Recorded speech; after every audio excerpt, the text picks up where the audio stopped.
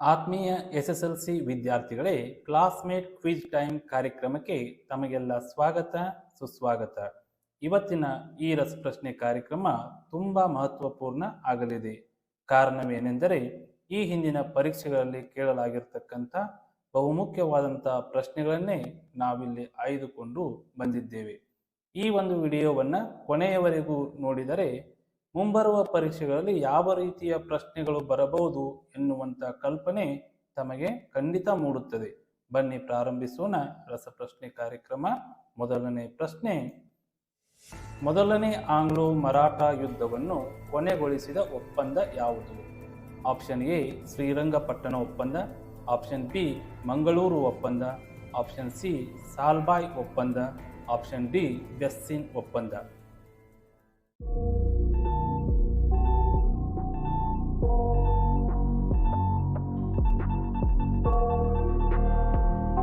ಸರಿಯಾದ ಉತ್ತರವನ್ನು ಗುರುತಿಸಿದ್ದೀರಿ ಎಂದು ಭಾವಿಸುತ್ತೇನೆ. ಸರಿ ಉತ್ತರ ನೋಡೋಣ ಬನ್ನಿ. ಆಪ್ಷನ್ ಸಿ ಸಾಲ್ಬಾಯ್ ಒಪ್ಪಂದ. ಮೊದಲನೇ ಆಂಗ್ಲೋ ಮರಾಠ ಯುದ್ಧವು ನಡೆಯಲಿಕ್ಕೆ ಮುಖ್ಯ ಕಾರಣ ಮಾಧವರಾವ್ ಎನ್ನುವಂಥ ಪೇಶ್ವೆ ಮರಣ ಹೊಂದಿದ್ದು. ಯಾವಾಗ ಮಾಧವರಾವ್ ಪೇಶ್ವೆ ಮರಣ ಹೊಂದುತ್ತಾನೋ ಆಗ ಪೇಶ್ವೆ ಸ್ಥಾನಕ್ಕಾಗಿ ಪೈಪೋಟಿ ಶುರುವಾಗುತ್ತದೆ. ಅವರ ತಮ್ಮ ನಾರಾಯಣ್ ರಾವ್ ಪೇಶ್ವೆ ಸ್ಥಾನಕ್ಕೆ ಬಂದರೂ ರಘುನಾಥ್ ರಾವ್ ಎನ್ನುವಂಥ ಚಿಕ್ಕಪ್ಪನಿಂದ ನಾರಾಯಣ್ ರಾವ್ನ ಕೊಲೆ ನಡೆಯುತ್ತದೆ. ಕೊನೆಗೆ ರಘುನಾಥ್ ರಾವ್ ಬ್ರಿಟಿಷರ ಸಹಾಯವನ್ನು ಕೇಳುತ್ತಾನೆ.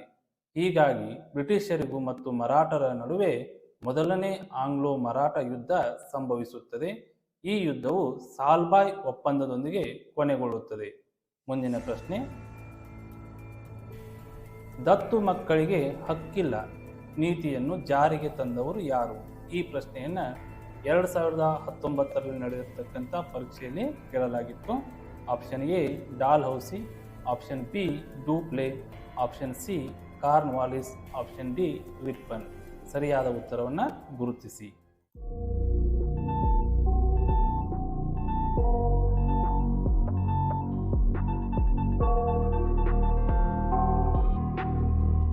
ಸರಿ ಉತ್ತರ ಡಾಲ್ ಹೌಸಿ. ದತ್ತು ಮಕ್ಕಳಿಗೆ ಹಕ್ಕಿಲ್ಲ ಈ ನೀತಿಯನ್ನು ಡಾಲ್ ಹೌಸಿ ಜಾರಿಗೆ ತರುತ್ತಾನೆ. ಇದರ ಪ್ರಕಾರ ಮಕ್ಕಳಿಲ್ಲದೆ ಮರಣ ಹೊಂದಿರತಕ್ಕಂಥ ಭಾರತೀಯ ರಾಜರು ದತ್ತು ಪುತ್ರನನ್ನು ತೆಗೆದುಕೊಂಡಾಗ ಆತನಿಗೆ ಯಾವುದೇ ಉತ್ತರಾಧಿಕಾರತ್ವದ ಅಧಿಕಾರ ಇರುವುದಿಲ್ಲ. ಇಂಥ ಸಾಮ್ರಾಜ್ಯಗಳು ಬ್ರಿಟಿಷ್ ಸಾಮ್ರಾಜ್ಯದೊಂದಿಗೆ ವಿಲೀನವಾಗಬೇಕು ಎನ್ನುವುದು ಈ ನೀತಿಯ ಸಾರಾಂಶವಾಗಿದೆ. ಸಹಾಯಕ ಸೈನ್ಯ ಪದ್ಧತಿಗೆ ಸಹಿ ಮಾಡಿದ ಮೊದಲ ಸಂಸ್ಥಾನ ಯಾವುದು? ಈ ಪ್ರಶ್ನೆ 2023ರ ಪರೀಕ್ಷೆಯಲ್ಲಿ ಕೇಳಲಾಗಿತ್ತು. Option A Mysuru, option B Hyderabad, option C Awadh, option D Gwalior. ಇಲ್ಲಿ ಆಯ್ಕೆಯಲ್ಲಿರುವಂಥ ಎಲ್ಲ ಸಂಸ್ಥಾನಗಳು ಸಹಾಯಕ ಸೈನ್ಯ ಪದ್ಧತಿಗೆ ಸಹಿ ಮಾಡಿದವುಗಳಾಗಿವೆ.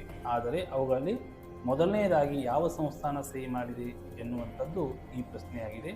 ನಿಮ್ಮ ಸಮಯ ಪ್ರಾರಂಭ.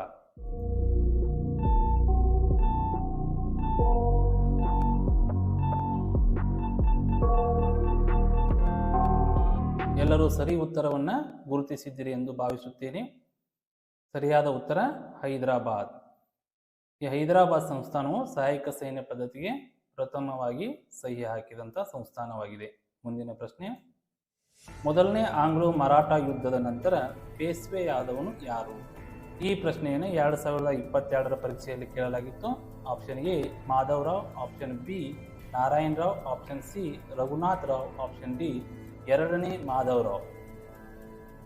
ಸಮಯ ಪ್ರಾರಂಭ.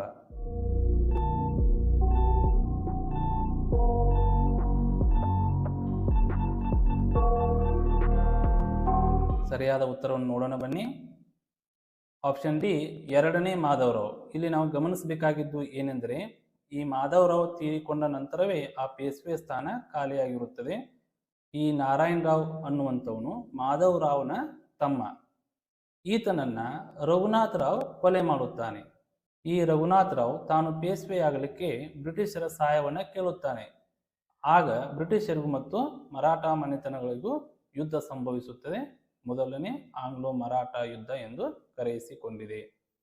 ಈ ಮೊದಲನೇ ಆಂಗ್ಲೋ ಮರಾಠ ಯುದ್ಧ ಕೊನೆಗೊಂಡ ನಂತರ ಪೇಶ್ವೆಯಾದವನು ಎರಡನೇ ಮಾಧವರಾವ್. ಮುಂದಿನ ಪ್ರಶ್ನೆ, ವೆಲ್ಲೆಸ್ಲಿ ತನ್ನ ಹುದ್ದೆಗೆ ರಾಜೀನಾಮೆ ನೀಡಿ ವಿದೇಶಕ್ಕೆ ಮರಳಲು ಕಾರಣವೇನು?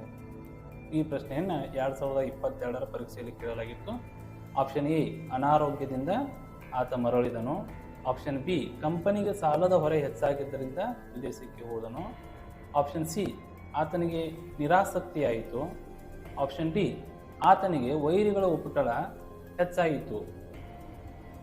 ಯಾವ ಕಾರಣದಿಂದ ಆತ ವಿದೇಶಕ್ಕೆ ಹೋದನು? ಸಮಯ ಪ್ರಾರಂಭ.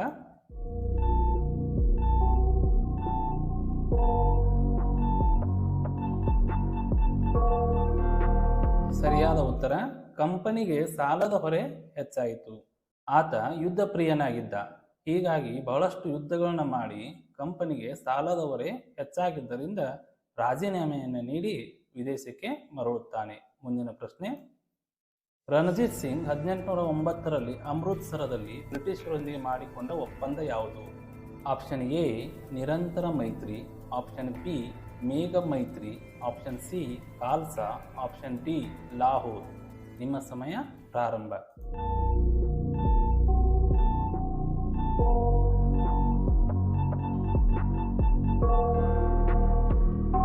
ಸರಿಯಾದ ಉತ್ತರ ಆಪ್ಷನ್ ಎ, ನಿರಂತರ ಮೈತ್ರಿ. ಯಾರ್ಯಾರು ತಪ್ಪು ಉತ್ತರವನ್ನು ಕೊಟ್ಟಿದ್ದೀರಿ ಬೇಜಾರಾಗಬೇಡಿ, ಮತ್ತೆ ಸರಿಯಾಗಿ ಓದಿಕೊಂಡು ಮತ್ತೊಮ್ಮೆ ಪ್ರಯತ್ನಿಸಿ.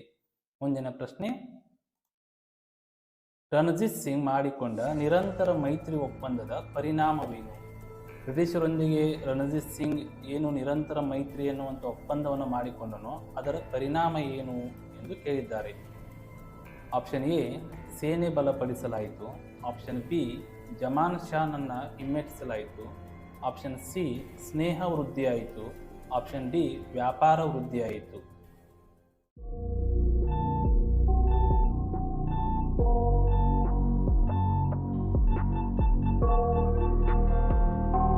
ಸರಿ ಉತ್ತರ ನೋಡೋಣ ಬನ್ನಿ. ಸೇನೆಯನ್ನ ಬಲಪಡಿಸಲಾಯಿತು. ಬ್ರಿಟಿಷ್ ಸೇನೆಯಿಂದ ತನ್ನ ಸೇನೆಗೆ ತರಬೇತಿಯನ್ನು ನೀಡುವ ಉದ್ದೇಶದಿಂದ ರಣಜಿತ್ ಸಿಂಗ್ನು ಬ್ರಿಟಿಷರೊಂದಿಗೆ ನಿರಂತರ ಮೈತ್ರಿ ಎನ್ನುವಂಥ ಒಪ್ಪಂದವನ್ನು ಮಾಡಿಕೊಂಡನು. ಮುಂದಿನ ಪ್ರಶ್ನೆ, 12ನೇ ವಯಸ್ಸಿನಲ್ಲಿಯೇ ರಣಜಿತ್ ಸಿಂಗ್ ಮುಖ್ಯಸ್ಥನಾದ ಸಿಖ್ ಒಕ್ಕೂಟದ ಶಾಖೆ ಯಾವುದು? ಈ ಪ್ರಶ್ನೆಯನ್ನು 2011ರ ಪರೀಕ್ಷೆಯಲ್ಲಿ ಕೇಳಲಾಗಿತ್ತು. Option A, Nakai Misl. Option B, Nishanwalia Misl. Option C, Sukerchakia Misl. Option D, ಬಂಗಿ ಮಿಸ್ಲಾ. ಇಲ್ಲಿ ಮಿಸ್ಲಾ ಎಂದರೆ ಸಿಖ್ಖರ ಗುಂಪುಗಳು ಎಂದರ್ಥ.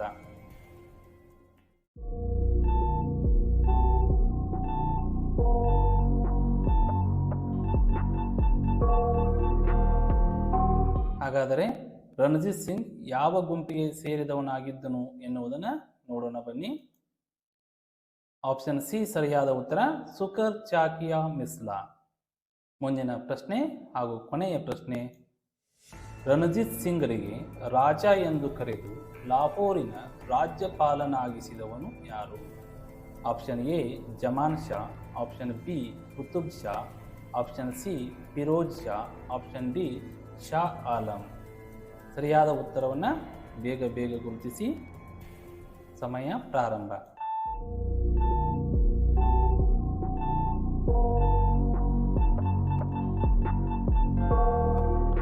ನೀವು ಗುರುತಿಸಿದಂಥ ಉತ್ತರ ಸರಿಯಾಗಿದೆ.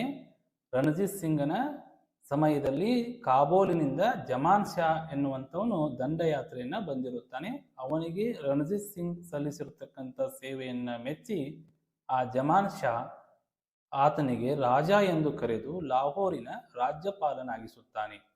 ವಿದ್ಯಾರ್ಥಿಗಳೇ, ಇಲ್ಲಿಯವರೆಗೂ ರಸಪ್ರಶ್ನೆ ಕಾರ್ಯಕ್ರಮವನ್ನು ವೀಕ್ಷಿಸಿ ಅದನ್ನು ಮೆಚ್ಚಿಕೊಂಡಿದ್ದೀರೆಂದು ಭಾವಿಸುತ್ತೇನೆ. ಮುಂದಿನ ರಸಪ್ರಶ್ನೆ ಕಾರ್ಯಕ್ರಮದಲ್ಲಿ ಮತ್ತಷ್ಟು ಬಹುಮುಖ್ಯವಾದ ಪ್ರಶ್ನೆಗಳೊಂದಿಗೆ ರಸಪ್ರಶ್ನೆ ಕಾರ್ಯಕ್ರಮವನ್ನು ಸಿದ್ಧಪಡಿಸಿ ತಮ್ಮ ಮುಂದೆ ಪ್ರಸ್ತುತಪಡಿಸುತ್ತೇನೆ. ಅಲ್ಲಿಯವರೆಗೂ ಧನ್ಯವಾದಗಳು.